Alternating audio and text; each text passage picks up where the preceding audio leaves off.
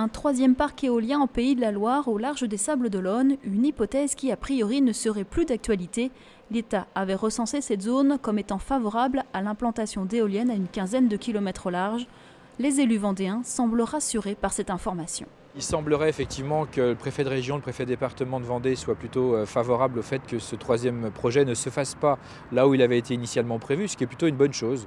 Aujourd'hui, il faut focaliser l'attention sur les deux projets, celui du banc de Guérande et puis celui du parc éolien des deux îles. Il faut les finaliser puisque ce sont deux projets qui sont en gestation. Le troisième parc pourrait sortir des eaux beaucoup plus au sud dans le prolongement de l'île d'Oléron en Poitou-Charentes, une zone où 70% de la pêche ligérienne se passe.